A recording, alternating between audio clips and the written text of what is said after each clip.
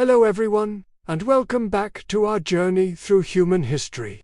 Today, we venture deep into the earth, into the shadows of the past, to a time when our ancestors first learned to make walls speak. For millennia, caves were shelters from saber-toothed cats and freezing winds. They were places of refuge, steeped in darkness and the unknown. But one day, something profound shifted. Those dark, silent caves, once places that hid fear, became the world's first canvases, holding stories that would outlive time itself. This is the story of how humanity found its voice, not through words, but through images. This is the story of the first cave paintings. Imagine a world lit only by fire and the stars. A world where survival was a daily struggle against the raw power of nature. In this world, our ancestors lived and died, their lives vanishing like footprints in the sand. Without writing, how could they pass on their knowledge, their beliefs, their very essence? How could they tell their children, and their children's children, what it meant to be human? They needed a new language, a way to capture the fleeting moments of their existence. And they found it in the most unlikely of places. The very walls that sheltered them. Deep within the caves of Lascaux, Chalvit, and Altamira, a revolution was taking place. Humans began to paint. They painted the world around them with a startling clarity and passion.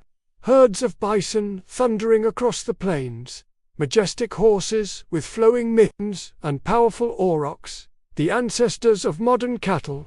They painted scenes of the hunt, a life-and-death ballet between man and beast, capturing the tension, the danger, and the triumph. They even painted abstract symbols and handprints, reaching out across the millennia to touch us. These weren't just decorations, they were the birth of storytelling.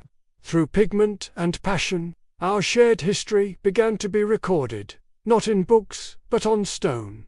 But how did they do it? It didn't happen overnight. It began with a simple, powerful act of observation. An early human, perhaps resting by a fire, notices something. The black charcoal from the burnt wood leaves a dark, lasting mark on the pale limestone. Someone else, digging for roots, finds a deposit of soft, red ochre clay. They rub it between their fingers and see the vibrant, earthy color stain their skin. Yellows from iron oxides, whites from chalk. The world was full of potential color, just waiting to be discovered. They saw that the earth itself could be used to make a mark, to leave a trace of their presence. The first step was realizing that the ground beneath their feet held the palette for their future masterpieces. With these newfound colors, the age of experimentation began. It was a process of trial and error. What happens if you mix this red earth with water? It becomes a paste, easier to apply. What if you use your fingers? You can create bold, flowing lines. What if you use a stick, or a brush made from animal hair or plant fibers? You can achieve finer details, more delicate strokes.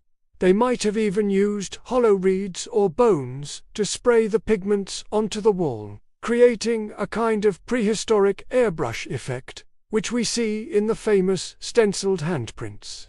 They were learning, adapting, and inventing the very first artistic techniques. Each new method unlocked a new possibility, allowing them to translate the images in their minds onto the unyielding surface of the cave wall, with ever-increasing skill and confidence.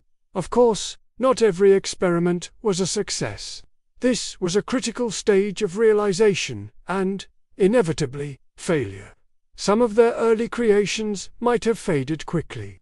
Perhaps a pigment mixed with just water washed away with the dampness of the cave. Or maybe a certain type of rock just wouldn't hold the color. But through these failures, they learned what worked. They discovered that mixing their pigments with a binder, something like animal fat, blood, or plant sap, made the paint more durable. It helped the colors adhere to the stone and withstand the test of time for tens of thousands of years. This incredible discovery was the key. They weren't just making temporary marks anymore. They were creating something permanent. They had unlocked the secret to making their stories last, to ensuring their art would endure long after they were gone. This led to the final stage, mastery. Art was no longer just a mark on a wall. It had become a sophisticated language. Artists could now depict movement, perspective, and emotion. Look at the charging bison, their legs positioned to show they are in full gallop. Look at the gentle deer, their heads turned as if listening for a predator.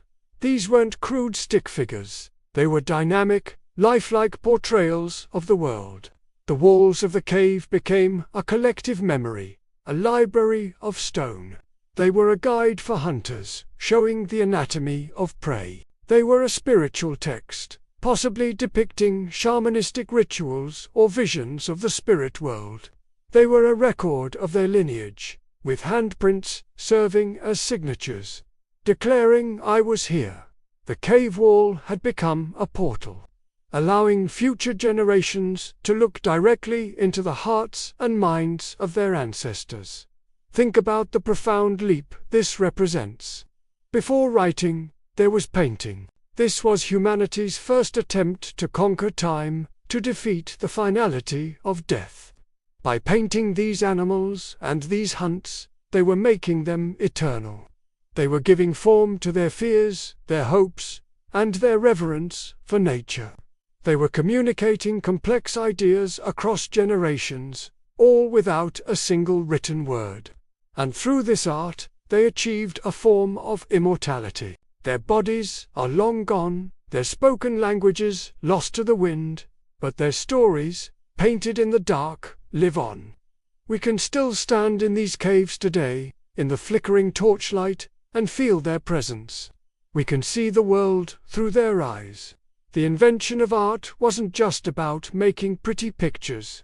It was a fundamental shift in human consciousness. It showed a capacity for abstract thought, for symbolism, for a desire to understand our place in the universe and to leave a legacy. This ability to capture time on a wall was a monumental achievement. But the world outside the cave was changing, too. The great ice sheets were beginning to retreat. New lands were opening up, and new opportunities were calling. The earth itself was beckoning them forward. What happens when these storytellers, these masters of imagery, take their first steps out of the familiar caves and into a wider, unknown world? Join us next time as we follow the footsteps of our ancestors on one of the greatest adventures in human history, the first migration. Thank you so much for joining me on this incredible journey back in time. If you enjoyed this exploration of our ancient past, please consider hitting that like button and subscribe to the channel so you don't miss our next chapter. We'll see you then.